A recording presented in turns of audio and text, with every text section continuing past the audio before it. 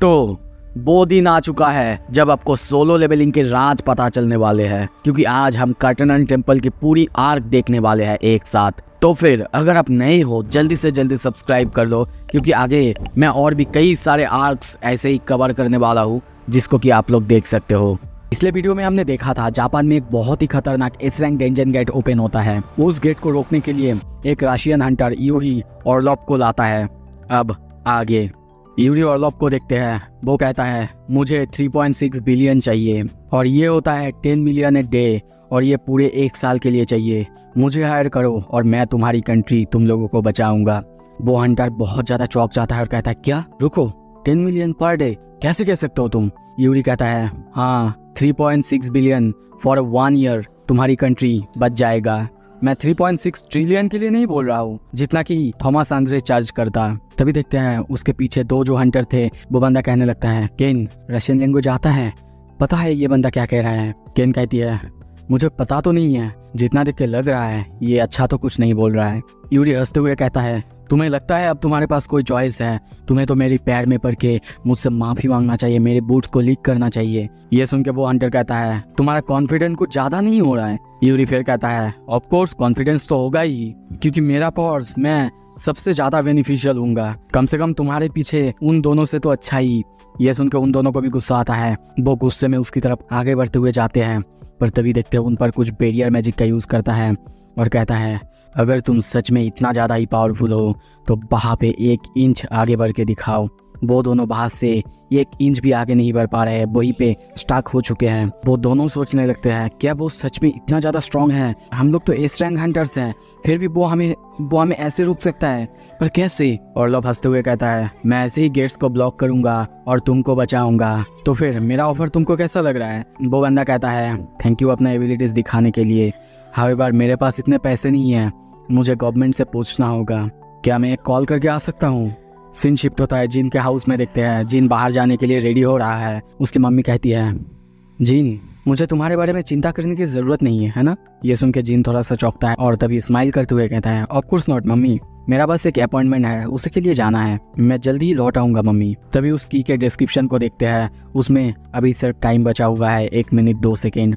ऐसे ही करते करते टाइम गुजरता जाता है और फाइनली वो टाइम आ जाता है जब वो की अपना लोकेशन रिवील करता है। सीन शिफ्ट होता है, हम जिन्हा की स्कूल में देखते हैं। उस जगह पर और एक नया गेट को देखते हैं जो कि नया अपीयर हुआ है। वहीं पे हंटर एसोसिएशन के लोगों को देखते हैं। वो लड़की पहले कहती है सर ये एरिया रेस्ट्रिक्टेड है, आप कहाँ आ रहे हो? और तभी जिन अपना चेहरा दिखाता है। वो बंदी कहती है जिन। जिन कहता है ये गेट कितने देर से खुला हुआ है? वो कहती है 3 दिन सर, 3 दिन। ये सुन के जिन बहुत ज़्यादा चौंकते हुए सोचने लगता है नहीं, क्रैप, सिस्टम ने मेरे साथ खेल दिया है। उसने मुझे बताया था गेट का लोकेशन कहाँ है, ये मुझे 3 दिन में रिवील करेगा, पर ये नहीं बताया कि गेट कब अपीयर होगा। सच में मुझे विश्वास नहीं हो रहा है, 3 दिन ऑलरेडी गुजर चुका है। पर वो बंदी कहती है सर ये गेट तो प्रोबेबली सी रैंक का गेट है, ये इतना हाई रैंक भी नहीं है, आप क्यों यहाँ पे आए हैं? तभी जिन आगे जाते हुए कहता है क्या कोई हंटर्स का ग्रुप वहाँ पे गए हैं? वो बंदी कहती है हाँ सर, लगभग 2 घंटे पहले। ये सुन के जिन सीरियस होकर कहता है जल्दी से जल्दी सबको हेल्प के लिए बुलाओ, इस रेड को जल्दी कैंसिल कराओ। पर उसे ये सब बिल्कुल समझ में नहीं आ रहा था। वो कहती है सर मानामीटर के हिसाब से ये तो बस सी रैंक का गेट है। पर जिन उसकी बात नहीं सुनता, आगे जाने लगता है और कहता है अगर हमने उन्हें नहीं रोका तो उनमें से कोई भी नहीं बच पाएगा, सब कोई मारे जाएंगे। और ये कहते हुए वो आगे जाता है। वो लड़की कहती है क्यों आप ऐसा कर रहे हैं सर, क्यों आप ऐसा बोल रहे हैं? मुझे कुछ तो बताइए यहाँ पे क्या चल रहा है? जिन जाते जाते कहता है एक्सप्लेन करने के लिए टाइम नहीं है। सीन शिफ्ट होता है डेंजन के अंदर। देखते हैं बहुत सारे हंटर्स उसी दरवाजे के सामने खड़ा हुआ है जिस दरवाजे के अंदर डबल डेंजन है। वो लोग बहुत कोशिश के बाद भी उस दरवाजे को नहीं खोल पा रहे हैं। तभी उनके पीछे से आवाज आता है ये एक ट्रैप है। इतना जोर से उसकी आवाज सुन के सारे के सारे हंटर्स चौंक जाते हैं, वो डर जाते हैं। वो लोग चिल्ला के कहते हैं तुम कौन हो? जिन कहता है मैं कोई ऐसा जो कि इस डबल डेंजन से बच के गया था।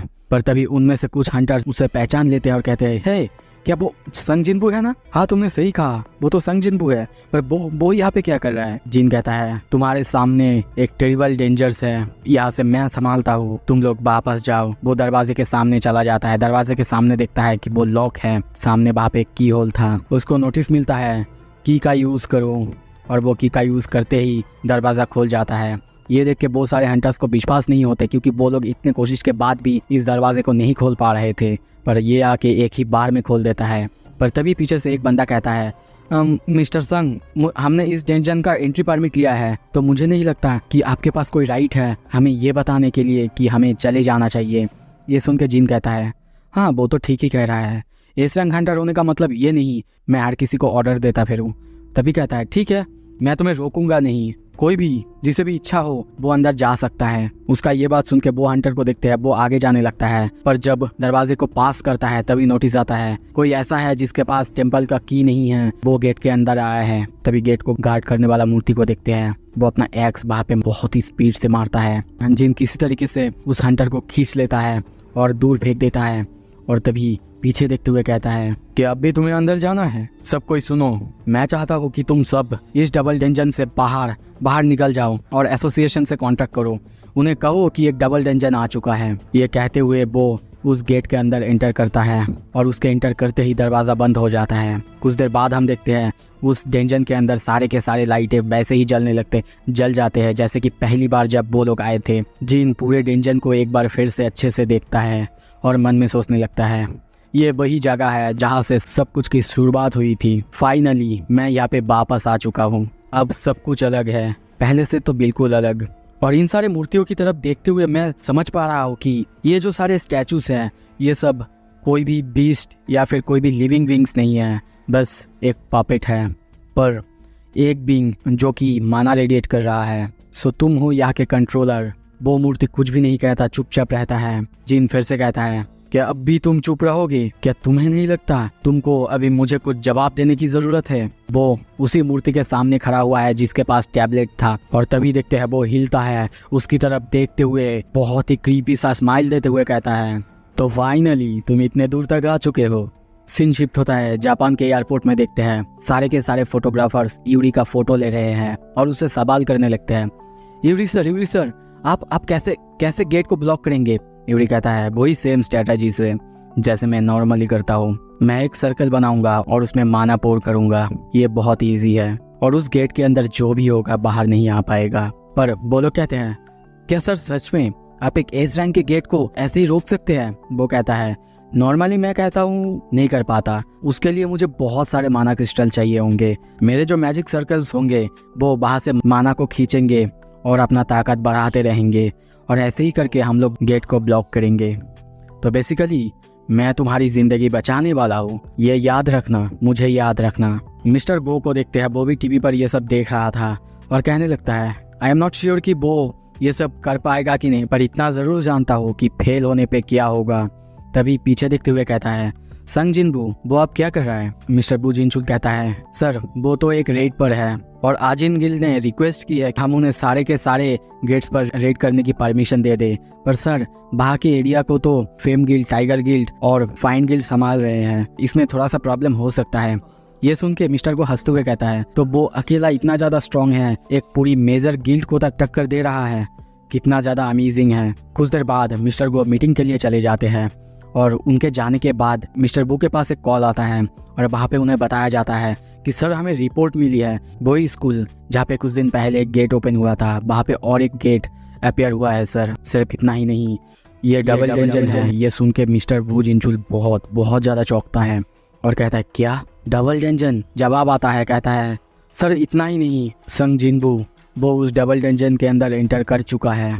सीन शिफ्ट होता है, हम फिर से डेंजन के अंदर देखते हैं, वो मूर्ति अब हिलने लगता है, और तभी देखते हैं वो अपना बहुत सारा पंख खोलता है और जिन के सामने खड़ा हो जाता है। उसके हाथ में जो टैबलेट था वो उसे एक ही बार में तोड़ते हुए कहता है, आई सी, तुम आखिरकार इतने दूर तक आ चुके हो। जिन उसे कहता है, वो जो स्लैब तुम्हारे हाथ में था उसे तोड़ना ठीक था, या फिर उसमें जितने सारे कमेंटमेंट्स लिखे हुए थे, रूल्स लिखे हुए थे, उसका सच में कोई मतलब नहीं था?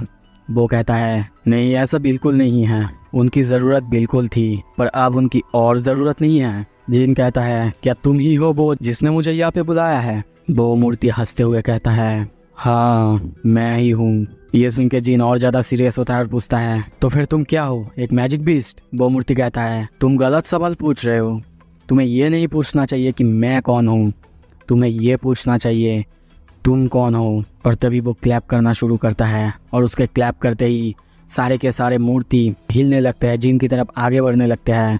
और वो कहता है अब शुरू होता है तुम्हारा फाइनल टेस्ट। अगर तुम एंड तक इस टेस्ट में खड़े उतरे और जिंदा रहे, मैं तुम्हारे सवालों का जवाब दे दूंगा। सारे के सारे मूर्ति इस जिन की तरफ आगे बढ़ रहे हैं।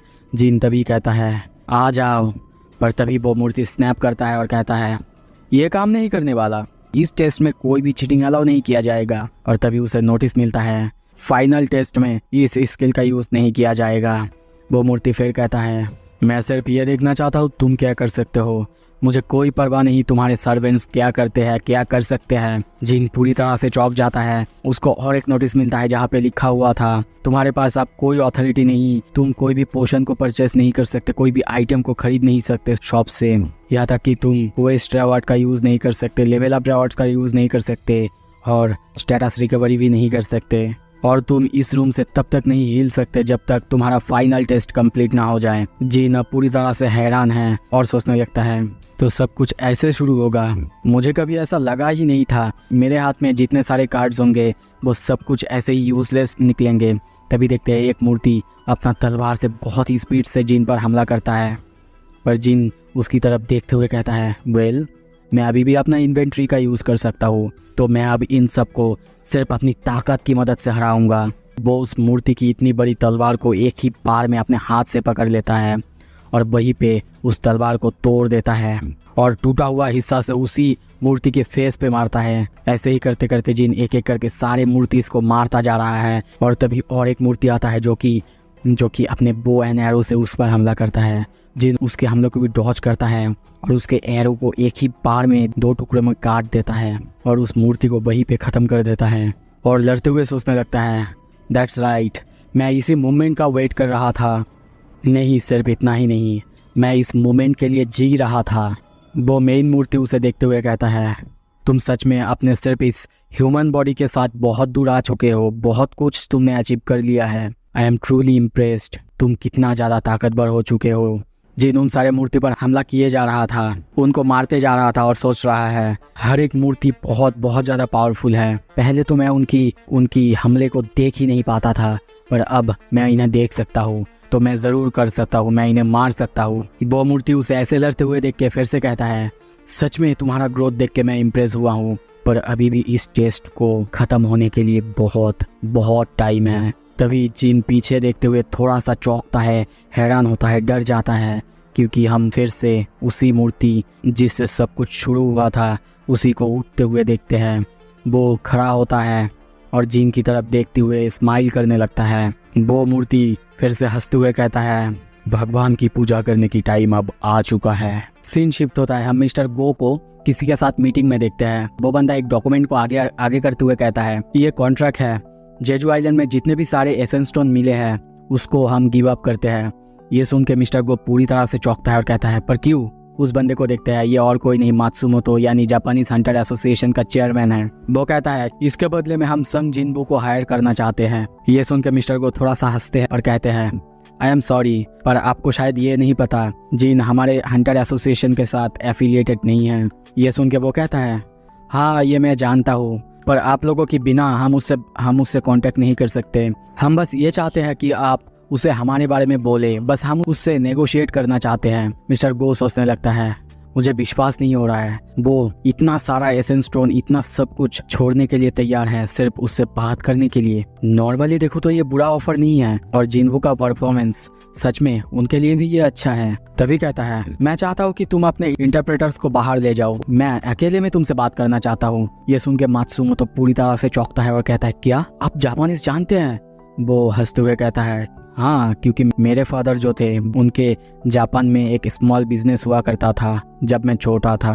मिस्टर को कंटिन्यू करते हुए कहता है मिस्टर मात्सुमोतो, अगर ये आपका कोई फिर से ट्रिक हुआ, आपको फिर से सजेस्ट करता हूँ कि आप यहीं पे रुक जाए। ये सुन के मात्सुमोतो कहते हैं क्या कहने की कोशिश कर रहे हैं आप? मिस्टर गो कहता है मैंने सुना ब्लेड किल ने आपके साथ सारा रिश्ता तोड़ दिया है।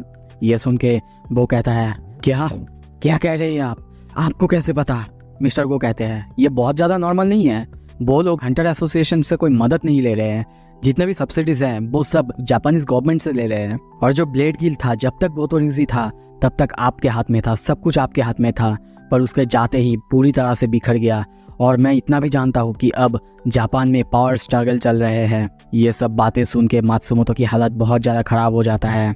मिस्टर गो कहते हैं अगर ये गेट प्रॉपर तरीके से ब्लॉक नहीं हुआ तो इसकी पूरी रिस्पॉन्सिबिलिटी आप पर जाएगा मात्सुमोतो। और ये सब कुछ किसके वजह से हुआ? आपके वजह से।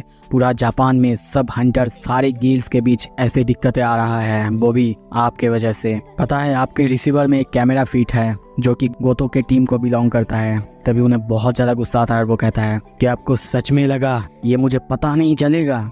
उसको इतने गुस्से में देख के मात्सुमोतो की पूरी तरह से फट चुका है, वो डर चुका है। मिस्टर गो कंटिन्यू करते हुए कहता है क्या लगता है आपको किस टाइम पे आए हैं आप? ये सबसे बुरा टाइम है एसेंस स्टोन को लेके नेगोशिएशन करने का। और अगर इसके बारे में जापान को पता चला, जापान के पब्लिक को पता चला, सारे के सारे रिस्पॉन्सिबिलिटी आपके कंधों पे आ जाएगा। आपके इन साजिशों के बारे में सबको पता चल जाएगा। और तभी देखते गुस्से में वो उस फोन को ही तोड़ देता है। और सिर्फ इतना ही नहीं, फोन के साथ साथ उस टेबल तक को तोड़ देता है। उसको इतने ज़्यादा गुस्से में देख के मात्सुमोतो पूरी तरह से डर चुका है। मिस्टर गो कंटिन्यू करते हुए कहता है मैं इतना भी ज़्यादा क्रूर नहीं हूँ कि मैं इस बारे में सबको बता दूँ, पर इतना बता सकता हूँ इस सब के लिए आपको मिस्टर संग जिनबू को थैंक यू कहना चाहिए। सीन शिफ्ट होता है, जिन को देखते हैं वो अभी भी उन सारे मूर्ति से लड़ रहा है। जितना वो उनको मारे जा रहा है वो मूर्ति बार बार उसके तरफ आते ही जा रहा है। और इतना ही नहीं, उसके पीछे वो बड़ा वाला मूर्ति वो भी है उसके पीछे। और तभी देखते हैं वो अपने कमांडर टच की यूज़ करके अपने सामने जितने भी मूर्ति थे उनको पिचका के एक बॉल की शेप दे देता है। और जो बड़ा वाला मूर्ति यानी गॉड का मूर्ति है उसके बीम से बचता है। तभी उसे नोटिस मिलता है द कमांडर टच वो अब अपने फाइनल फॉर्म तक पहुंच चुका है। उसका नाम है द कमांडर्स ऑथोरिटी। वो मूर्ति अब तक जिन के ऊपर अपने बीम से अटैक किया जा रहा था, जिन भी किसी तरीके से उसके अटैक को डॉज करे जा रहा है। जिन सोचता है ये बहुत क्लोज था, मैं अभी भी इतने पावरफुल होने के बाद भी इस बीम के डायरेक्ट अटैक से नहीं बच सकता, तो मुझे ज़रूर कुछ करना होगा। मुझे सबसे पहले उससे ही छुटकारा पाना होगा। और तभी देखते हैं वो अपना स्किल स्पीड का यूज़ करता है। दूसरी तरफ वो मूर्ति जिन को अपनी तरफ आते हुए देख के वहाँ पे उसके ऊपर अपने पैर से बहुत ही ज़ोर से किक करता है। पर जब तक वो किक करता तब तक जिन वहाँ से निकल चुका है, उसकी तरफ आने लगता है। ये देख के वो मूर्ति भी चौंकता है, पर फिर से वो अपने लाइट बीम लेज़र बीम की यूज़ करने लगता है। पर तभी देखते हैं जिन उसके ऊपर अपना कमांडर्स ऑथोरिटी स्किल का यूज़ करता है और सोचने लगता है इसका यूज़ करके मैं उसे सबसे पहले उसकी जो ब्लाइंड स्पॉट है वहाँ पे जाऊँगा, द कमांडर्स ऑथोरिटी। पर जब वो अपने कमांडर्स ऑथोरिटी का यूज़ करता है, थोड़ा सा यूज़ में ही हम देखते हैं वो मूर्ति पूरी तरह से हिल जाता है और उसका लेज़र बीम वो भी डिफ्लेक्ट हो जाता है।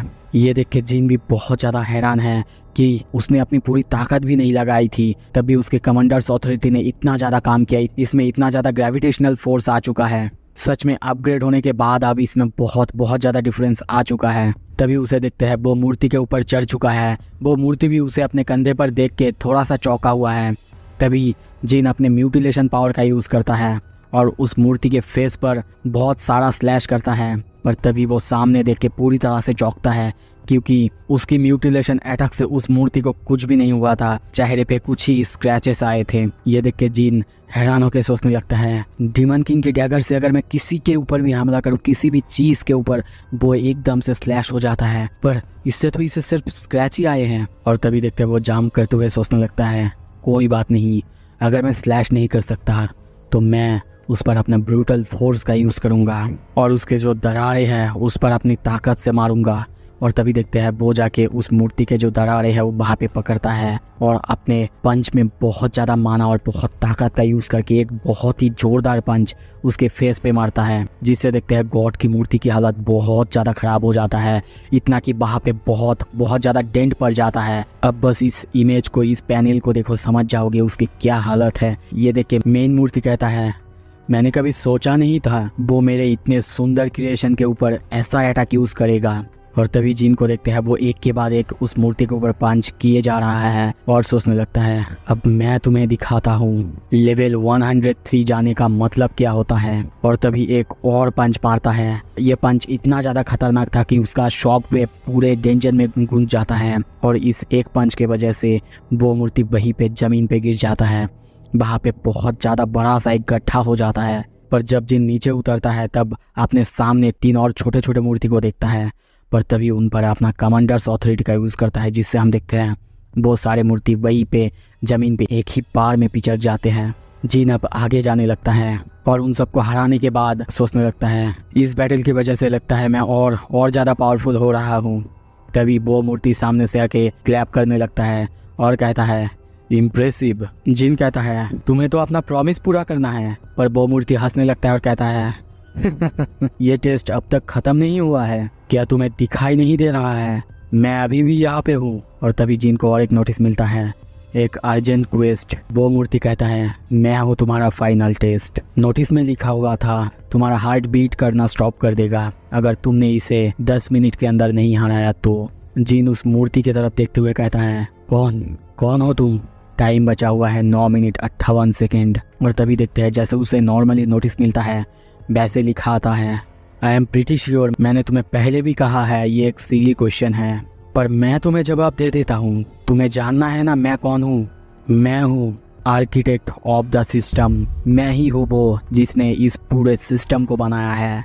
वो जैसा बोलता है जिन के नोटिस में भी वैसा ही लिखा हुआ आता है। लास्ट में वो कहता है कि अब तुम्हें मेरे जवाब सुन के सेटिस्फेक्शन मिला, और जिन के नोटिस में भी वही लिखा हुआ आता है। सो इसी के साथ ये एपिसोड यहाँ पे ख़त्म करते हैं। अगला एपिसोड जल्दी लाने की कोशिश करूँगा। देखने के लिए बहुत बहुत शुक्रिया।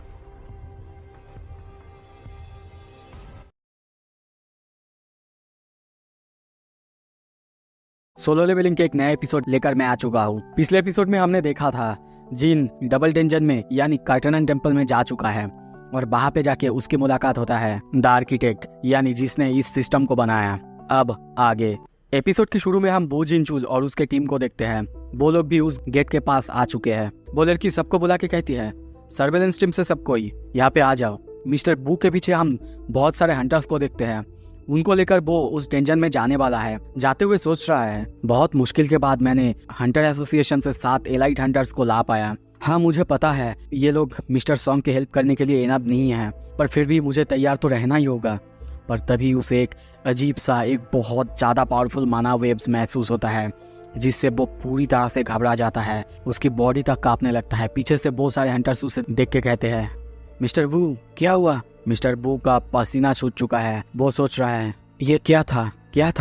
तभी कहता है ये बोन चिलिंग हो रहा, ये आ कहाँ से रहा है। मुझे ऐसा लग रहा है जैसे कि ये बहुत ज़्यादा डरावना एक माना स्टॉर्म है। तभी पीछे देखते हुए कहता है क्या यहाँ पे आसपास कोई मेजर गिल्ड है। और पीछे से उससे पता चलता है कि यहाँ पे हंटर्स गिल्ड के मेंबर्स हैं। और तभी कहता है उनका तो एस रैंक हंटर्स, उनका क्या हाल है। वो लोग कहते हैं मिस्टर सोईजोंग और मिस चाइयन दोनों ने ही हाँ कर दिए पार्टिसिपेट करने के लिए। उन लोगों से ये बात पता चलने के बाद वो आगे जाने लगता है और कहता है जल्दी से जल्दी उन्हें इमरजेंसी यहाँ पे आने के लिए कहो, हमें उनकी सख्त ज़रूरत है। और आगे जाते हुए सोचने लगता है व्हाट द हेल जिनवू, आखिर तुम ये किससे फाइट कर रहे हो। सीन शिफ्ट होता है डेंजन के अंदर। देखते हैं द आर्किटेक्ट को, उसका हाथ घूम रहा है। जिन उसे बहुत ज़्यादा सीरियस होकर देख रहा है। द आर्किटेक्ट उसे देख के स्माइल करने लगता है और इंस्टेंटली अपनी जगह से गायब होके, या फिर इतना ज़्यादा स्पीड था कि जिनू अपनी खाली आंखों से नहीं देख पाया। और इंस्टेंटली हम देखते हैं वो जिन के पास आके उसे बहुत ही खतरनाक बहुत ही ज़ोर से एक पंच करता है। जिन किसी तरीके से उसे रोकने की कोशिश करता है, पर उसका पावर इतना ज़्यादा था वो जिन को लेकर ज़मीन में फ्लोर में जाके पटक देता है। यह हमला इतना ज़्यादा फास्ट और इतना ज़्यादा ताकतवर था, जिन की हालत बहुत ज़्यादा ख़राब होता है। वहाँ पे एक बहुत खतरनाक सा ब्लास्ट होता है। इसकी पंच की गूंज चारों तरफ बिखर जाता है। जिन की हालत बहुत ज़्यादा ख़राब हो जाता है। सिर्फ एक ही पंच से उसकी हालत बहुत ज़्यादा ख़राब हो जाता है। उसके मुंह से खून निकल जाता है। तभी आर्किटेक्ट और एक पंच जिन पर करने वाला था, पर किसी तरीके से जिन उसकी हमले को डॉज करता है। सिर्फ यही काफ़ी नहीं था, क्योंकि आर्किटेक्ट के पास बहुत सारा हाथ है, तो बाकी सभी हाथों से जिन की तरफ पंच करने लगता है। बार बार वो जिन को पंच करे जा रहा है। पर तभी सामने देख के वो भी चौंकता है, क्योंकि जिन भी उसकी पंचेस को रोकने में कामयाब हो रहा था। ये देख के हंसते हुए वो कहता है इम्प्रेसिव, सच में बहुत इम्प्रेसिव। तुमसे मैंने जो एक्सपेक्टेशन लगाई थी तुम तो उसे एग्जीट कर रहे हो। तभी देखते हैं जिन को और एक बहुत खतरनाक पंच उसके एकदम फेस पर मारता है, और इससे जिन के खून वहाँ पे बिखर जाता है। पर जिन के पास रुकने का टाइम बिल्कुल नहीं था। वो भी देखते हैं आर्किटेक्ट के फेस पर बहुत खतरनाक एक पंच करता है, जिससे आर्किटेक्ट भी वहाँ से बहुत दूर खिसक जाता है। और तभी वो कहता है, किसे पता था मुझे फाइट करने में इतना ज़्यादा मज़ा आएगा, वो भी एक ह्यूमन बीइंग से। बहुत सारे हज़ारों साल हो गए हैं, मुझे इतना ज़्यादा मज़ा नहीं आया और सच में मुझे कभी ऐसा लगा ही नहीं था मुझे एक ह्यूमन वर्दी ओपोनेंट मिलेगा। तभी देखते हैं जीन की एक पंच की वजह से उसके चेहरे की हालत बहुत ज़्यादा ख़राब हो चुका है। जीन को देखते हैं उसकी भी हालत बहुत ज़्यादा ख़राब है। आर्किटेक्ट को देख के सोचने लगता है, इसने मुझे यहाँ पे इनवाइट किया क्योंकि मेरा लेवल 101 था। शायद इसे लगा कि मैं इसके लिए कोई मैच नहीं हूँगा, पर मैं ये कर सकता हूँ। और तभी कहता है, हे आर्किटेक्ट, मुझे अभी तुमसे बहुत सारे सवाल पूछने हैं। तुमने इस सिस्टम को आखिर क्यों बनाया और क्यों तुमने मुझे एक प्लेयर के रूप में चूज़ किया, और ये दुनिया में आखिर अभी क्या चल रहा है। पर आर्किटेक्ट उस पर हमला करने के लिए आगे बढ़ रहा था और कहता है, क्या तुम्हें सच में जानना है और अभी जानना है? अच्छा, मैं समझ पा रहा हूँ। तुम्हें लगता है अगर तुमने मुझे मार दिया शायद तुम्हें तुम्हारे आंसर्स नहीं मिलेंगे। जीन को देखते हैं, जीन उससे दूर जाने लगता है और सोचने लगता है, क्लोज कॉम्बैट शायद मेरे लिए डिसएडवांटेज है। और तभी देखते हैं वो कमांडर्स ऑथोरिटी का यूज़ करता है। पर आर्किटेक्ट हंसते हुए कहता है, क्या तुम मुझ पर दूर से हमला करने के बारे में सोच रहे हो? इसका कोई यूज़ नहीं है। वो भी कमांडर्स ऑथोरिटी का यूज़ करता है। उन दोनों के कमांडर्स ऑथोरिटी की वजह से वहाँ पे बहुत जोर से एक ब्लास्ट होता है। चारों तरफ जमीन पूरी तरह से टूट जाता है। जीन ये देख के पूरी तरह से हैरान होता है और सोचने लगता है, वो मेरे जैसे सेम स्किल का यूज़ कर सकता है। क्या इसका मतलब मेरे लॉन्ग अटैक्स काम नहीं करने वाले? आर्किटेक्ट कंटिन्यू करते हुए कहता है, क्या सच में ये मैटर करता है? तुम मुझे मारो या फिर नहीं, एंड जो आंसर्स वो तुम्हारे ही अंदर से बाहर निकलेंगे। और तभी देखते हैं उसके जितने भी सारे पपेट्स थे उन सब का हथियार वो अपने पास ले लेता है और एक बहुत खतरनाक रूप, मतलब उसके पास हर वो हथियार है जो कि उस डंजन में अवेलेबल होता है और उसके हर एक हाथ पर अलग अलग हथियार है। और वो कहता है, वो सारे आंसर्स जो तुम इतने दिनों से ढूंढ रहे हो वो तो उसी वक्त तुम्हारे अंदर डाल दिया था जब सिस्टम को मैंने डिज़ाइन किया था, जब से सब कुछ की शुरुआत हुआ था। जीन कहता है, कैसे तुम इतना सब कुछ कर सकते हो? कैसे तुम इसे डिज़ाइन कर सकते हो और कैसे तुम मुझे इतना सारा पावर्स दे सकते हो? आर्किटेक्ट हंसते हुए कहता है, मैंने तुम्हें चूज़ नहीं किया। इनफैक्ट मैं तो तुम्हें चूज़ करने के आइडिया की अगेंस्ट था। मैं तो बस एक आर्किटेक्ट हूँ, एक मॉडरेटर जिसने कि इस प्लेयर ब्रीडिंग सिस्टम को बनाया है। मेरा डिज़ाइन वो परफेक्ट है। जीन सोच रहा है, मेरे पास अभी इसके साथ हेड ऑन हेड फाइट करने का बिल्कुल वक्त नहीं है। और दूसरी तरफ आर्किटेक्ट को देखते हैं, वो भी जीन की तरफ बहुत ही स्पीड से हमला करने के लिए आगे बढ़ रहा था और कहता है, जो बचा हुआ वक्त है उसमें मैं अपना पूरा ताकत का इस्तेमाल कर दूंगा। और तभी वो जीन के पास आके एक बहुत खतरनाक हमला करता है। चारों तरफ उसकी हथियार चलाने लगता है। जीन अपने अंदर एक स्पार्क को महसूस करता है और सोचने लगता है, क्या चल रहा है? हर एक सेंस जो भी मेरे पास है वो और ज़्यादा शार्प होते जा रहा है। मैं ये कर सकता हूँ, मुझे पता है। उसके पास long sword, spear, blade, axe, hammer सब कुछ है। मैं उसके हर एक हथियार को सेंस कर सकता हूँ, उसके हर एक मूवमेंट्स को सेंस कर सकता हूँ। अगर आप लोगों ने गोकू का अल्ट्रा इंस्टिंक्ट देखा था, जैसे वो हर एक अटैक को डॉज कर पाता है, जिन भी अब वैसे ही आर्किटेक्ट के हर एक हमले को डॉज कर रहा है। और ऐसा करते हुए देख के हम पहली बार आर्किटेक्ट को यहाँ पे डरते हुए देखते हैं। वो डर चुका है, सोच रहा है, मैं अपना पूरी ताकत इस्तेमाल कर रहा हूँ, पर कैसे वो मेरे हर एक अटैक को डॉज कर पा रहा है। और सिर्फ इतना ही नहीं, वो और तेज होता जा रहा है।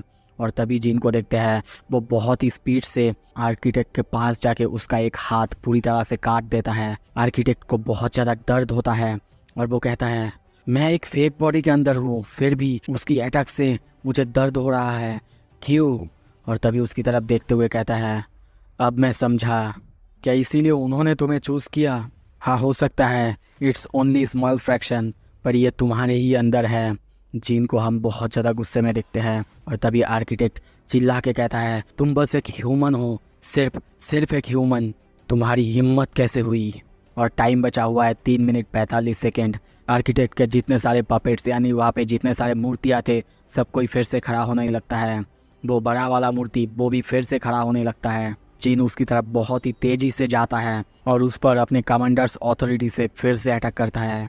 और उसके सिर्फ एक ही अटैक से वहाँ पे जितने भी सारे मूर्तिस थे सब के सब वहाँ से उड़ जाते हैं। जीन उस गॉड मूर्ति यानी बड़े वाले मूर्ति की हर एक अटैक को डॉज करे जा रहा है और साथ ही में आर्किटेक्ट को एक के बाद एक स्लैश करते जा रहा है। और तभी देखते हैं आर्किटेक्ट का बहुत सारा हाथ वो एक ही बार में एक ही स्लैश में काट देता है। पर तभी उसे पीछे कुछ महसूस होता है और पीछे वो वही मूर्ति को देखता है जिसने पिछली बार उसकी पैर को काट दिया था। ये याद आते ही और उस मूर्ति को देखते ही उसे बहुत ज़्यादा गुस्सा आ जाता है और वो कहता है क्या ये वही बंदा है ना जो पहले था। और तभी देखते हैं वो जंप करता है और उस मूर्ति को बीच से पूरी तरह से डिवाइड कर देता है एक ही अटैक में। और तभी आर्किटेक्ट की तरफ मुड़ता है। आर्किटेक्ट उसे देख के डर चुका है, चीखने लगता है और उस पर हमला करने के लिए आगे बढ़ता है। पर तभी वहाँ पे जीन बहुत ही जोर से एक अटैक करता है जिससे वहाँ पे बहुत ही बड़ा एक ब्लास्ट होता है।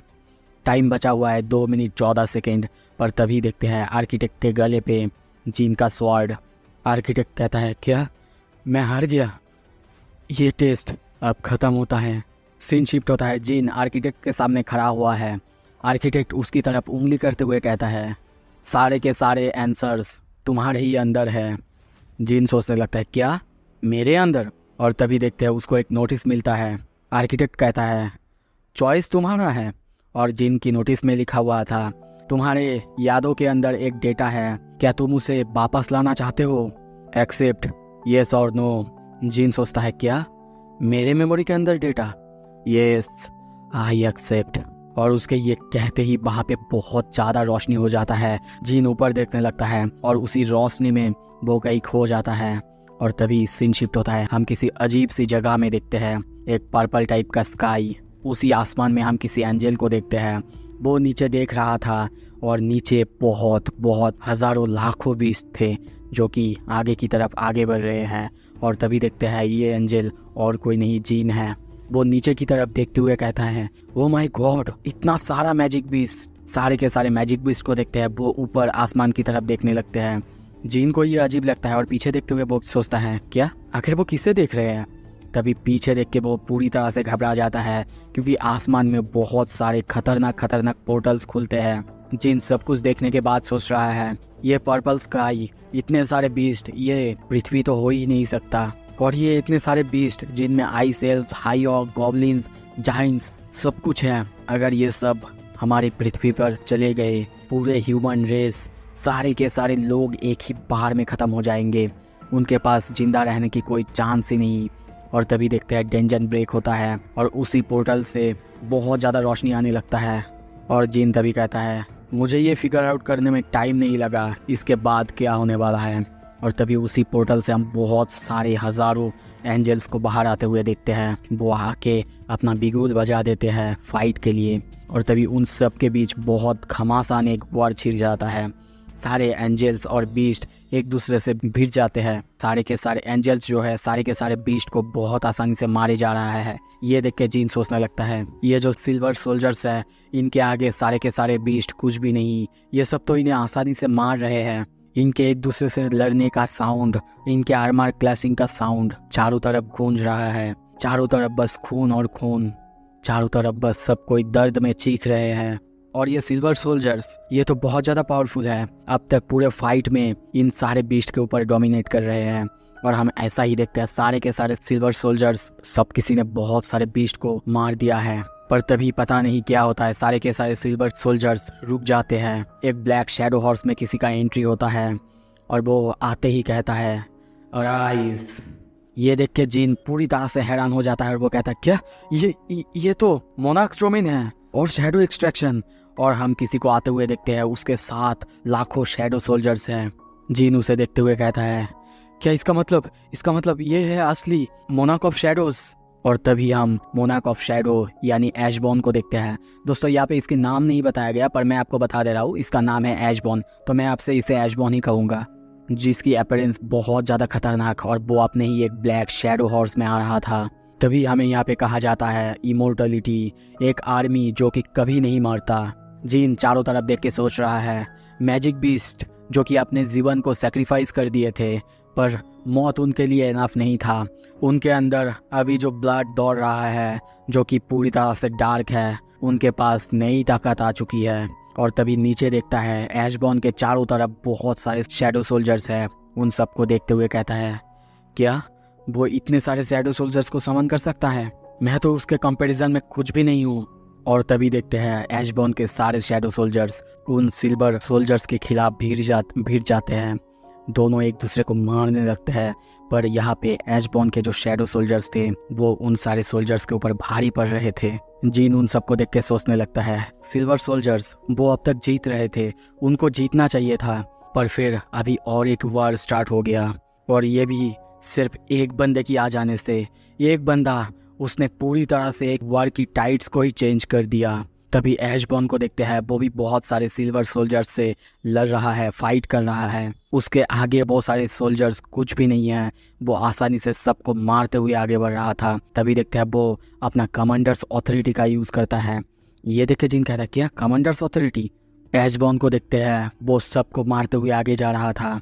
जिन भी कहता है, मोनाक ऑफ शैडोज वो जहाँ से जा रहा था, वहाँ से उसके पीछे पीछे डिस्ट्रक्शन जा रहा था। देख के तो लग रहा था अब जीत उसकी हाथों में है, तब तक जब तक वो लोग नहीं आए। सीन शिफ्ट होता है, हम डबल डंजन के गेट को देखते हैं। वहाँ पे सोईजोंग, मिस चाइएन, मिस्टर बू, बाकी सारे हंटर्स के साथ आ चुके हैं। सोईजोंग कहते हैं, मैं अंदर एक बहुत खतरनाक माना महसूस कर पा रहा हूँ। क्या तुम्हें सच में लगता है कि संग जिनबू वो अंदर है? मिस चाइएन को देखते हैं, वो सोच रही है, ये माना संग जिनबू की नहीं है, पर फिर ये माना ये किसको बिलोंग करता है? मिस्टर बू वो भी सोच रहा है, संग जिनबू ने मुझे बताया था उसने डेंजन क्लियर नहीं की थी, तो फिर क्यों वो यहाँ पे फिर वापस आया? ये सिर्फ एक कोइंसिडेंस नहीं हो सकता। तभी देखते हैं डेंजन का गेट खुलता है। अंदर आते ही सोईजोंग और बाकी सब पूरी तरह से चौंक जाते हैं। सोईजोंग कहता है, व्हाट द हेल, ये जगह आखिर ये किस तरह का जगह है? वो जिनचुल वो भी पूरी तरह से चौंक जाता है और कहता है, तो ये सच था जो भी उसने कहा था, स्टैचू ऑफ गॉड और सारी पत्थर की मूर्तियाँ, सब कुछ असल में एग्जिस्ट करता है। पर तभी आर्किटेक्ट कहता है, ये क्या है? मुझे याद नहीं कि मैंने कोई भी ह्यूमंस को बुलाया था। उसकी आवाज़ सुन के सारे लोग बहुत ज़्यादा चौंक जाते हैं। आर्किटेक्ट कंटिन्यू करते हुए कहता है, ये तो मेरे लिए आज और एक सरप्राइज़ है। सारे के सारे लोग उसको ऐसे बोलते हुए देख के और ज़्यादा चौंक जाते हैं। सब कोई कहने लगते हैं, क्या हम बस सुन रहे हैं, या फिर ये मैजिक बीस्ट ये ह्यूमन लैंग्वेज बोल रहा है? उन सबको आवाज़ करते हुए देख के आर्किटेक्ट चिल्ला के कहता है, साइलेंस। तुम लोगों की हिम्मत कैसे हुई राजा को उसकी नींद में भी डिस्टर्ब करने की? सब कहते, क्या किंग? और सामने संग जिनबू को देखते हैं, वो वहीं पे खड़ा हुआ है। उसकी बॉडी से एक अजीब तरह का ऑरा निकल रहा है। वो वहाँ पे खड़ा हुआ है पर उसको कोई होश नहीं है। ये देख के एक हंटर कहता है, क्या वो संग जिनबू है ना? वो वहाँ पे क्या कर रहा है? वो अपनी वर्ड्स कंप्लीट करता उससे पहले ही हम देखते हैं आर्किटेक्ट वहाँ के 3 सोल्जर्स को एक ही बार में स्लैश करते हुए निकल जाता है। मिस चाइएन पीछे देखती है और उसे देखते हुए आर्किटेक्ट कहता है, तुम लोग सच में स्ट्रॉन्ग ह्यूमंस हो। अब तो मुझे बहुत ज़्यादा एक्साइटमेंट हो रहा है तुम लोगों के लिए। तुम लोगों को मैं किंग को ऑफर करूँगा। सीन शिफ्ट होता है, फिर से हम जीन को देखते हैं। जीन पीछे देखते हुए बहुत ज़्यादा चौंका हुआ है। पीछे हम और 2 रेड और ब्लू गेट्स को देखते हैं। उनमें से और ज़्यादा बहुत सारे सोल्जर्स बाहर निकलते हैं। जीन उन सबको देखता है और कहता है, क्या ये सब तो द रिकार्डो पीटोस रोकन और यहाँ तक कि रदीरू क्लैन वो भी यहाँ पे आए हैं। और तभी हम वहाँ पे बहुत बड़े से मॉन्स्टर जैसे एक बहुत खतरनाक भेड़िया को देखते हैं। उसके सामने सारे के सारे सोल्जर्स हैं। एशबॉर्न के सामने सारे के सारे आके खड़े हो जाते हैं। एशबॉर्न उनको बहुत सीरियस होकर देखता है। सीन शिफ्ट होता है, दूसरी तरफ हम देखते हैं वही हंटर, उसकी हालत बहुत ज़्यादा ख़राब है। हीलर्स उसको हील कर रहे हैं। सोईजोंग चिल्ला के कहता है, जल्दी उसे हील करो, जो भी जितने भी ताकत तुम्हारे पास है सब कुछ दे के हील करो उसे। दूसरी तरफ सारे के सारे मूर्तियाँ, सारे के सारे स्टैचूज उनकी तरफ आगे बढ़ रहे हैं। उन सारे स्टैचूज को देखते हैं, उनकी हालत बहुत ज़्यादा ख़राब है। आर्किटेक्ट कंटिन्यू करते हुए कहता है, कोई भी अगर मेरे ये पापेट्स ख़त्म होने तक जिंदा रहेंगे, उनको ये ऑनर दिया जाएगा कि वो राजा के जन्म को देख पाएंगे। पर क्या तुम लोग बच पाओगे? तभी हम देखते हैं स्टैचू ऑफ गॉड को फिर से वो अपने आँखों से लेज़र बीम छोड़ने लगता है। सोईजोंग सबको चिल्ला के वार्न करता है और बचने के लिए कहता है। वो भी अपने फायर से मूर्तियों के ऊपर हमला करता है। और दूसरी तरफ हम देखते हैं सारे के सारे हंटर्स भी उन सारे स्टैचूज से लड़ रहा है। और तभी मिस्टर बू को देखते हैं, वो भी एक बहुत खतरनाक पंच एक स्टैचू को मारता है। पर तभी जब वो उस स्टैचू की तरफ देखता है, उसे खरोच तक नहीं आया था। ये देख के वो पूरी तरह से डर जाता है। वो स्टैचूज पर वहाँ पे बहुत ही खतरनाक हमला करता है। सोईजोंग भी उन पर हमला करते हुए कहता है, इनका रेजिस्टेंस बहुत ज़्यादा हाई है, तो मुझे नहीं लगता कि इन पर फिजिकल अटैक्स काम करने वाले हैं, तो केयरफुल रहो। सिर्फ फिजिकल अटैक्स ही नहीं, किसी का भी कोई अटैक्स उन पर काम नहीं कर रहे थे, जैसे कि किसी का प्रोवोकेशन या फिर मैजिकल अटैक्स, कुछ भी उन पर काम नहीं कर रहे थे। ये देख के सोईजोंग बहुत ज़्यादा घबराता है और सोचने लगता है यार डैम, हमारे पास अब कोई ऑप्शंस नहीं। पर तभी वो जीन की तरफ देखता है और सोचने लगता है अगर कोई ऑप्शन नहीं है तो उसको जगाने के अलावा हमारे पास और कोई रास्ता नहीं। और तभी वो अपना एक फायर बॉल जीन की तरफ मारता है, पर जब तक वो फायर बॉल जाके जीन को लगता है उससे पहले वहाँ पे आर्किटेक्ट पहुँच जाता है और उस फायर अटैक को रोक देता है और गुस्से में सोईजोंग की तरफ अटैक करने के लिए आते हुए कहता है तुम्हारी हिम्मत कैसे हुई राजा को उसकी स्लम्बर से जगाने की। पर जब तक वो आता तभी देखते हैं सोईजोंग के पीछे से 2-3 हंटर्स जाके आर्किटेक्ट को बहुत ही खतरनाक पंच करता है।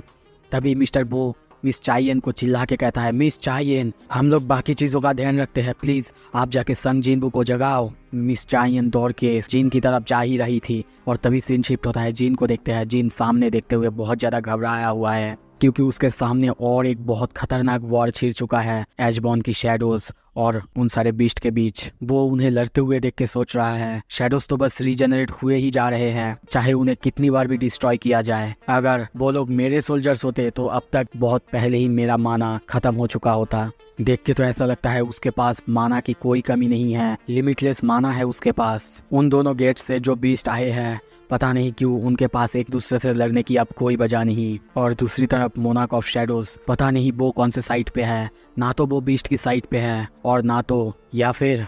और तभी उसे क्लिक होता है और कहता है और मे बी एक इंटरनल कॉन्फ्लिक्ट हुआ है। तभी हम एशबॉर्न की घोड़े को देखते हैं, उसको मार दिया गया है। और तभी कुछ देर बाद हम देखते हैं दूसरे आर्मी, उनकी हालत ख़राब हो चुका है, सब के सब मरे पड़े हैं। और तभी एशबॉर्न के सामने हम दूसरे आर्मी की लीडर को गिरा हुआ देखते हैं। एशबॉर्न आगे जाते हुए कहता है हमारे पास चांस था, आज हम इस वॉर को ख़त्म कर सकते थे, तो क्यों तुमने मुझे बिट्रे किया, बोलो। पर वो बंदा वो कहता है व्हाट अ शेम, अब तक तो शायद मुझे तुम्हें ख़त्म कर देना चाहिए था। पर एशबॉर्न गुस्से में कहता है मैंने तुमसे कोई सवाल पूछे हैं, बताओ मुझे तुमने बिट्रे क्यों किया।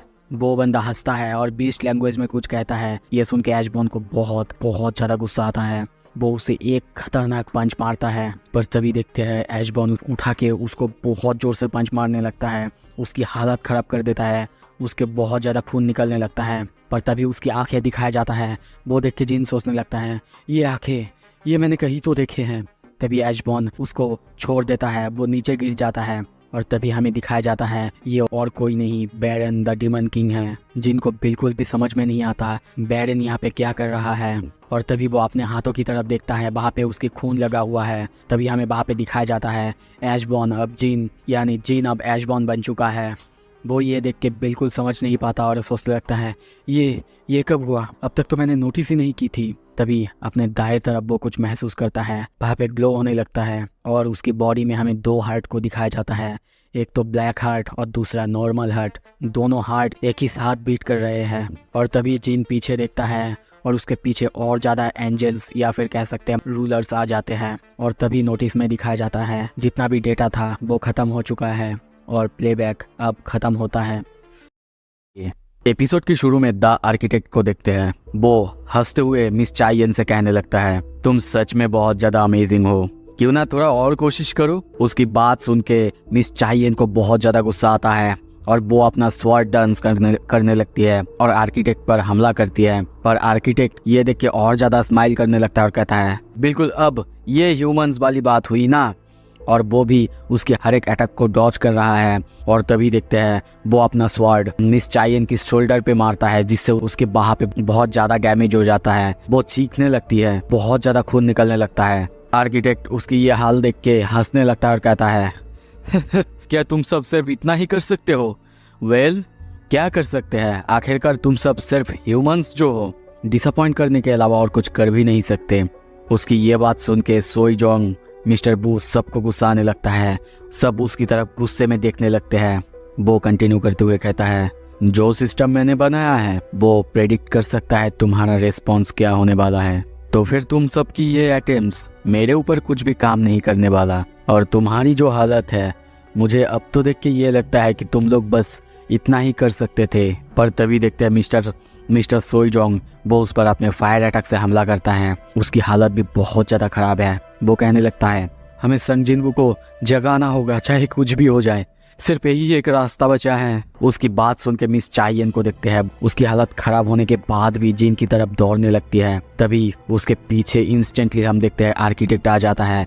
वो उसे पकड़ने वाला ही था, पर तभी अचानक से मिस चाइयन उसकी अटैक को डॉज कर देता है। वहाँ पे आर्किटेक्ट जमीन पे गिरा हुआ है। वो हंसते हुए उस तरफ देखते हुए कहता है, तो उसने मेरे अटैक को डॉज कर दिया, बुरा नहीं है। पर तभी सामने कुछ देख के उसे जोर से धक्का लगता है, क्योंकि मिस चाइयन के पास वो एक शैडो को देखता है। ये देख के उसे बिल्कुल विश्वास नहीं होता, क्योंकि वो जानता है इस डेंजन के अंदर शैडो नहीं आ सकता या फिर शैडो को कोई समन नहीं कर सकता।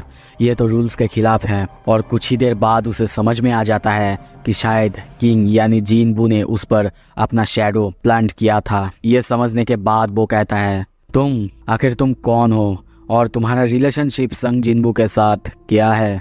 मिस चाइयन कहती है, हम दोस्त हैं, दोस्त जो कि उसको बचाने आए हैं। ये सुन के वो हंसने लगता है और कहता है, अब तो लगता है कि ये किंग नहीं कर रहा है। कोई बात नहीं, तो फिर मैं तुम्हें एक चांस देना चाहूँगा। आज एक ग्रेट डे है। मोनार्क ऑफ शैडोज जो कि जागने वाले हैं, इस दुनिया में आने वाले हैं, और मैं तुम्हें एक चांस देने वाला हूँ, वो विटनेस करने का, उनका इस दुनिया में पधारना, विटनेस करने की चांस। हावेवर बाकी सारे जो ह्यूमंस हैं वो नहीं बचेंगे, उन सबको मार दिया जाएगा। तभी उसे आवाज़ सुनाई देता है, मेरे रहते नहीं। वो उस तरफ देखता है और तभी देखते हैं जिन उसके फेस पर बहुत ही ज़ोर से एक पंच मारता है। ये पंच इतना ज़्यादा खतरनाक था कि उसकी पूरी जबड़ा एक ही बार में टूट जाता है। अब बस पैनल को देखो, समझ सकते हो यह कितना ज़्यादा पावरफुल था। जिन तभी कहता है, तुमने मेरे बॉडी के साथ आखिर क्या किया है, बताओ।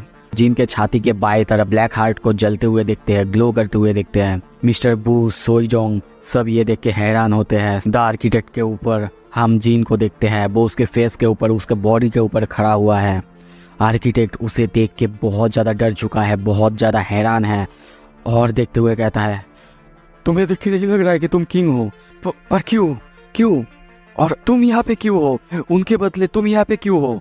तुम्हें तो यहाँ होना नहीं चाहिए। और अब तक तुम अपने कॉन्शियसनेस को मेंटेन कैसे कर सकते हो जबकि तुम्हारे अंदर ब्लैक हार्ट ग्लो कर रहा है?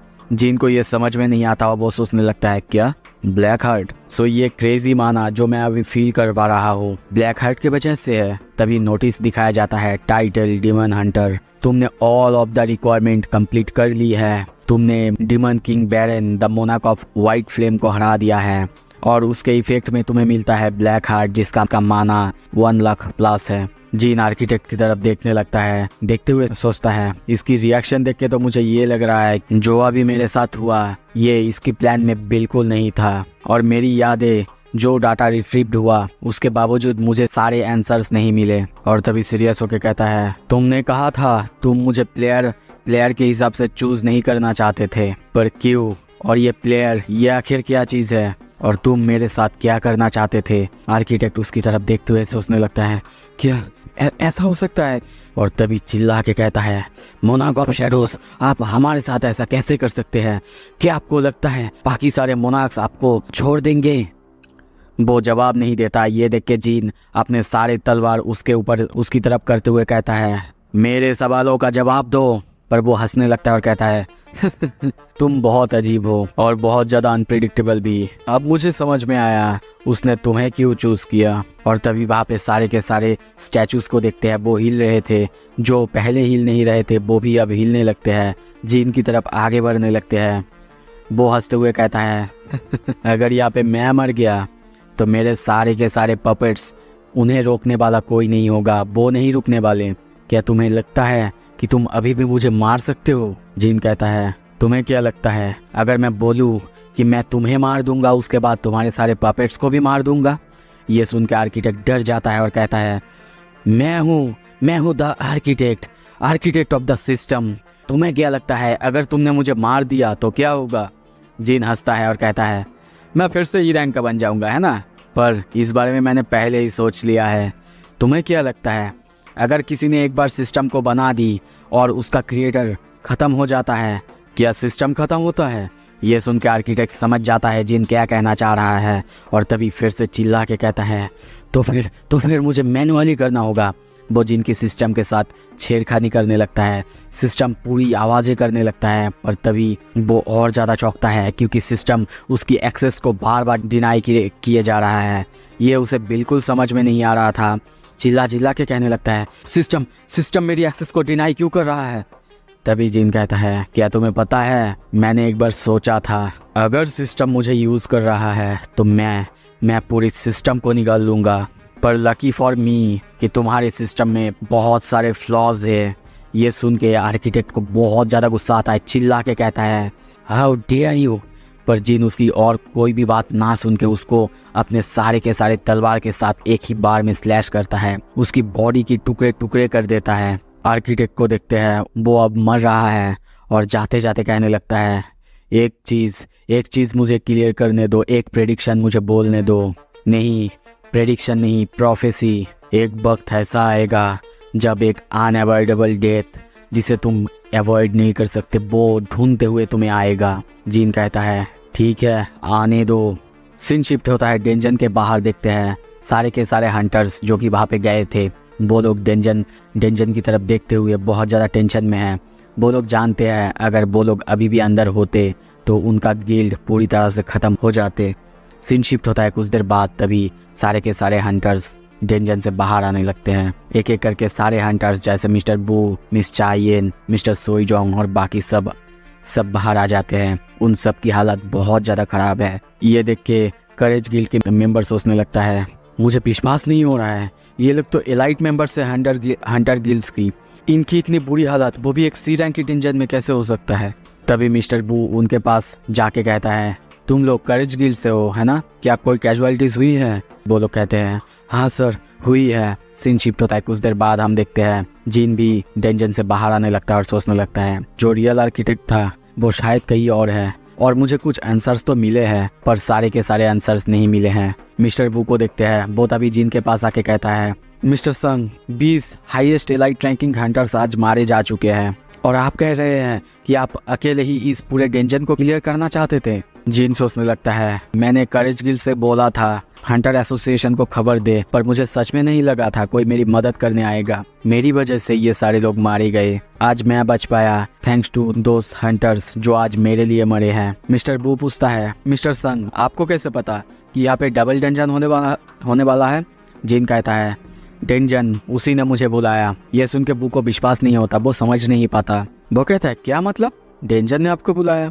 जीन कहता है, हाँ, मुझे एक मैसेज दिखाई देता है जिसने मुझे बताया था यहाँ आने के लिए। मिस्टर बू पूछता है, क्या मैं वो देख सकता हूँ। पर जीन कहता है, नहीं, ये मेरे दिमाग के अंदर है। मिस्टर बू को पहले ये जोक लगता है पर बाद में वो सोचता है ये बिल्कुल वैसा मोमेंट नहीं है जहाँ पे कोई भी जोक कर सकता है, तो अगर वो बोल रहा है तो ये सच ही होगा।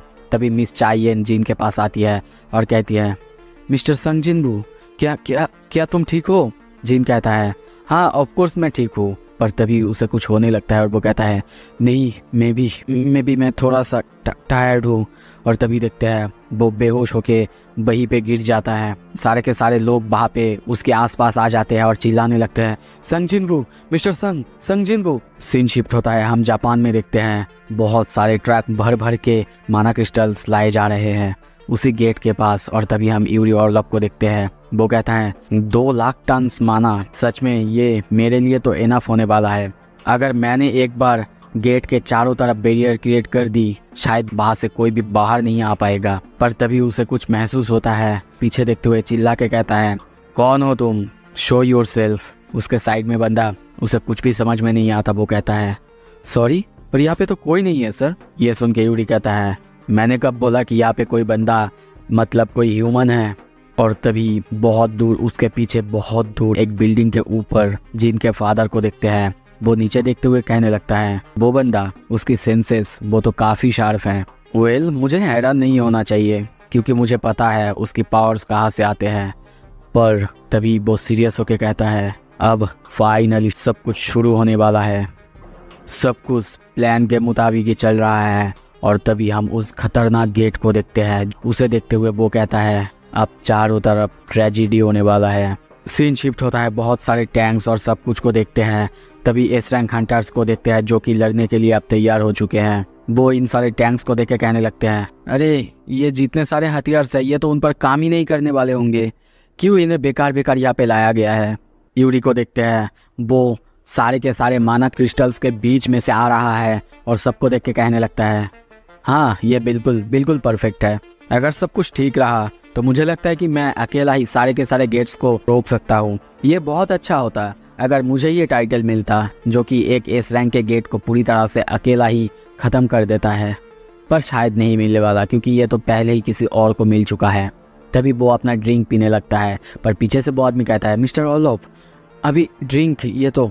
वो कहता है, मैं बस खुद को शांत कर रहा हूँ क्योंकि मुझे भी तो अपना ग्रेटेस्ट शो दिखाना है अब तक की पूरी ह्यूमन हिस्ट्री में, है ना। वैसे मुझे ये बताओ यहाँ पे अब कितने सारे एस रैंक हंटर्स हैं। वो बंदा कहता है, टोटल 15 सर। ये सुन के वो कहता है, क्या सिर्फ 15? बहुत ही स्मॉल ऑडियंस है। और वैसे अमेरिकन वो क्या कर रहे हैं, क्या उन्होंने कोई एस रैंक हंटर्स नहीं दिया है? वो बंदा कहता है, सर वो लोग देते, मैंने सुना उनके वहाँ पे भी एस रैंक का गेट ओपन हुआ है, और सिर्फ वहाँ पे नहीं, चारों तरफ यूनाइटेड किंगडम, इंडिया, हर एक देश में ऐसे ही गेट्स ओपन हो रहे हैं सर। वो लोग ऐसे बातें कर रहे थे, पर तभी गेट ओपन होता है और गेट में से बहुत खतरनाक माना बाहर आने लगता है। सीन शिफ्ट होता है। कुछ देर बाद हम देखते हैं जीन को, वो नींद से उठता है, उठ के खुद को फिर से हॉस्पिटल में पाता है। कुछ ही देर बाद वहाँ पे जीन हो आता है। जीन कहता है, मुझे क्या हुआ था? जीन उसे देख के रोने लगता है और कहता है, आप फाइनली जागे हैं सर। मुझे लगा था कि आप मर चुके हैं। आप 3 दिन तक सोए हैं सर, 3 दिन। ये सुन के जीन हैरान होता है और कहता है, क्या मैं 3 दिन से सो रहा था? सोचने लगता है, हाँ हो सकता है, शायद मैंने कुछ ज़्यादा ही लड़ ली थी, पर पता नहीं क्यों मेरे दिमाग में वही सारे इमेजेस बार बार आते जा रहे हैं जो कि मैंने सपने में यानी मेरे डेटा में देखे थे। पर रुको 3 दिन हो चुके हैं ना। जिनो मुझे बताओ, मुझे अपडेट दो। जिनो को समझ में नहीं आता। वो कहता है, क्या किस चीज़ की अपडेट सर? वो एस रैंक गेट जो कि जापान में खुला था, उसका क्या हुआ? ये सुन के जिन थोड़ा सा सैड होता है और कहता है, वेल। और तभी सीन शिफ्ट होता है जापान में। देखते हैं वो गेट ओपन हो चुका है। बाहर से बहुत बड़े बड़े जाइंट्स बाहर आते हैं। सारे के सारे हंटर्स बहुत ज़्यादा डर चुके हैं और उन्हें ये भी नहीं समझ में आ रहा है कि जाइंट्स यहाँ पे क्या कर रहा है, वो भी एक एस रैंक गेट के बाहर। क्योंकि नॉर्मली जाइंट्स ए रैंक में होते हैं और ए रैंक के टॉप टायर बीस्ट होते हैं। यूरी को देखते हैं, उसे अभी भी खुद पे बहुत ज़्यादा कॉन्फिडेंट है। उन सब की तरफ देखते हुए, हाथ आगे करते हुए कहता है, ये तो बहुत ज़्यादा इजी पीजी होने वाला है, आ जाओ मेरी तरफ। और तभी वो अपना बैरियर मैजिक ऑन करता है। सारे के सारे माना क्रिस्टल को दिखते हैं, उनमें से माना एक पूरा बैरियर की तरह उस गेट के चारों तरफ होने लगता है। कुछ ही देर बाद देखते हैं उस गेट के चारों तरफ एक बहुत बड़ी सी बैरियर क्रिएट हो जाता है। पर तभी आता है वो जाइंट। वो आते ही उस बैरियर को हिट करने लगता है। यूरी ये देख के सोचने लगता है, क्या तुम्हें सच में लगा कि तुम मेरे बैरियर को तोड़ पाओगे? पर तभी वहाँ पे उस बीस्ट यानी उस जाइंट को हटाते हुए और एक बहुत बड़ी सी जाइंट वहाँ पे आता है। उसे देख के यूरी बहुत ज़्यादा डर जाता है, बहुत ज़्यादा हैरान है। और तभी देखते हैं वो बीस्ट आते ही एक ही बार में उसकी बैरियर को पूरी तरह से तोड़ देता है। ये बीस्ट इतना ज़्यादा बड़ा था कि उसके सामने यूरी बस एक चींटी जितना था। पर उसके कुछ समझने से पहले ही हम देखते हैं वो बीस्ट अपने तलवार से पूरी तरह से वापस स्लैश करता है, जिससे यूरी का जो बैरियर था अब पूरी तरह से ख़त्म हो जाता है। सीन शिफ्ट होता है। जिनहो को देखते हैं, वो अपना स्टोरी कंप्लीट करता है। जिन ये सुन के थोड़ा सा सैड होता है और सोचता है, एक फेलियर। सीन शिफ्ट होता है योमियुगन यानी जिनहो के पापा को देखते हैं। वो अपने डेस्क पर सोया हुआ है। तभी नींद से उठता है और अपने सामने असिस्टेंट को देखता है और कहता है, मैं शायद फिर से सो गया था। वैसे इस बार मैं कितना देर सोया? वो कहता है, सर 23 घंटे 46 मिनट सर। मैं ऑलरेडी आपको हॉस्पिटल ले जाने ही वाला था। आपने ही मुझसे बोला था अगर 24 घंटे तक आप नहीं उठे तो ले जाने के लिए। पर सर आपके लिए एक अच्छा इन्फॉर्मेशन है जो कि मैं आपके लिए लाया हूँ। कुछ ही दिन पहले हमें कोई ऐसा मिला है सर जो कि इटर्नल स्लम्बर से जाग चुका है। वो जिन की माँ की फोटो दिखाता है। योमियुगन कहता है, ये तो संजिनबू की माँ है ना? इसका मतलब क्या? और तभी वो सोचने लगता है, क्या इसका मतलब उसके पास ऐसा कोई पोटेंशियल है कि वो इटर्नल स्लम्बर उससे जगा सकता है? और तभी कहता है, और फिर दूसरा वो क्या न्यूज़ है? और सेकंड सर, आपके लिए एक विजिटर आए हैं। और तभी हम एक लड़की को देखते हैं जो कि उनकी तरफ देख के बहुत ज़्यादा दुखी है। सीन शिफ्ट होता है। तभी हम देखते हैं जाइंट्स की हाथ और उसमें यूरी ऑरलॉफ को वो हवा में है, नीचे की तरफ जा रहा है और तभी वो जाइंट अपना मुंह खोलता है और यूरी ऑरलॉफ को वहीं पे खा लेता है। सारे के सारे लोग, सारे के सारे हथियार उन सारे जाइंट्स पर हमला करने लगते हैं, पर उनसे उन सारे जाइंट्स को कुछ भी नहीं हो रहा होता है। सीन शिफ्ट होता है और एक हंटर को देखते हैं, वो ये सब देख रहा था और कहने लगते हैं कोई भी वेपन इन सारे मैजिक बीस्ट पर काम नहीं करने वाले, क्या उन्हें पीछे नहीं हट जाना चाहिए। तभी और सारे हंटर्स को देखते हैं जो कि उस बड़े से जाइंट की तरफ आगे बढ़ रहे थे हमला करने के लिए। वो लड़की को देखते हैं, वो सोच रही है कि अगर मैं उसकी नज़रों से दूर जाके उस पर हमला करूं तो शायद कुछ हो सकता है, और वो ऐसा ही करने का प्लान करती है। पर तभी जाइंट उनकी तरफ बहुत ही स्पीड से देखता है। ये देख के वो लेडी बहुत ज़्यादा डर जाती है।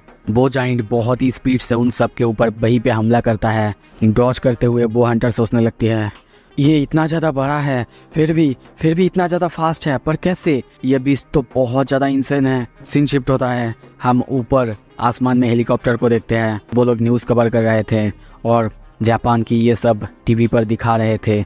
सीन शिफ्ट होता है, कुछ देर बाद हम जीन को देखते हैं, वो भी ये सब न्यूज़ टीवी पे देख रहा था और कुछ ही देर बाद सोचने लगता है अगर ऐसा ही चलता रहा तो वो सब पूरे एशिया में डेंजर फैला देंगे, जैसे कि जेजू आइलैंड हुआ था। मुझे जल्दी करना होगा। पर तभी उसके पीछे से आवाज़ आता है मत जाओ जिनबू।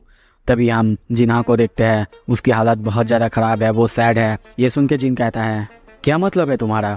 वो कहती है मुझे पता है तुम वहाँ पे जाना चाहते हो, पर प्लीज़ मत जाओ। जिन उसकी बात सुन के थोड़ा सा चुप रहता है और तभी अपने जगह से उठते हुए कहता है नहीं, मैं नहीं जा रहा हूँ, और वैसे भी मैंने बहुत ज़्यादा काम कर लिया है, अभी मैं थोड़ी दिन के लिए छुट्टी लेना चाहता हूँ। ये कहते हुए उसके सर पर हाथ देते हुए बाहर चला जाता है। कुछ देर बाद हम उसे एक बेंच पे बाहर बैठा हुआ देखते हैं। तभी बेरू को बुलाता है। बेरू कहता है येस योर मैजेस्टी, मेरा मतलब है माई किंग। जिन कहता है मैंने तुम्हें कहा था ना जिना के ऊपर नज़र रखना, पर क्या तुम कुछ दिन से टीवी सीरियल्स देख रहे हो? छोड़ो वो सब, मुझे ये बताओ वो कैसी है? बेरू कहता है वो ज़्यादा कुछ करती ही नहीं है, बस सोती है। जीन भी सोचने लगता है शायद उस इंसिडेंट का ट्रॉमा अब तक नहीं गया है। 4 साल हो चुके हैं मेरे पहले रेड को, उसने बस वही एक बार मुझे जाने से मना की थी, पर उसके बाद कभी नहीं। मैं क्या करूं? तभी उसके सामने एक कार आता है। सीन शिफ्ट होता है, कुछ देर बाद जिन्हों के पापा को देखते हैं, वो उसके सामने बैठा हुआ है और कहता है चेयरमैन यो, आपको मुझसे क्या काम है? जिन्हों के पापा उसकी तरफ एक ब्लैंक चेक देते हुए कहता है जितना चाहिए जो चाहिए भर लो। हाँ मुझे पता है इस रैंक हंटर से डील करना थोड़ा सा मुश्किल है, उनको बहुत ज़्यादा पैसे की ज़रूरत होता है, इसीलिए जितना चाहिए उतना भर लो। वैसे ये मत समझना ये मैं तुम्हें पैसे दे रहा हूँ, ये बस मेरी सिंसियरिटी है। जीन ये देख के कहता है आप मुझसे क्या चाहते हैं? वो थोड़ा सा सैड होते हुए कहता है वेल टू बी ऑनेस्ट मैं वही बीमारी से जूझ रहा हूँ जो कि तुम्हारे माँ को हुई थी। ये सुन के जीन पूरी तरह से चौंकता है। क्या जीन हो उसे इस बारे में पता है? पर वो कहता है मेरे डॉक्टर्स, मेरे वाइफ और सेक्रेटरी, इसके अलावा और कोई नहीं जानता। जीन कहता है तो फिर मैं 4 नंबर हूँ जो कि जानता है। वो कंटिन्यू करते हुए कहते हैं मैं बहुत दिनों से ढूंढ रहा था इसका क्योर क्या हो सकता है, तभी मुझे तुम्हारे माँ के बारे में पता चला। मैं बस तुमसे कुछ नहीं चाहता जिन, मैं बस इतना चाहता हूँ कि तुम मुझे सच कहो कि मुझे तुम हेल्प कर सकते हो। मैं तुम्हारा काइंडनेस सच में कभी नहीं भूलूंगा। उसकी बात सुन के जिन थोड़ा सा चुप रहता है और सोचने लगता है आज बार बार मुझे ऐसा लग रहा है जैसे कि मुझे डिसीजन लेने के लिए फोर्स किया जा रहा है, पता नहीं क्यों। सो इसी के साथ ये एपिसोड यहाँ पे ख़त्म होता है। अगला एपिसोड बहुत जल्द लाऊंगा और अगला एपिसोड बहुत खतरनाक होने वाला है। देखने के लिए बहुत बहुत शुक्रिया, सब्सक्राइब कर दीजिए।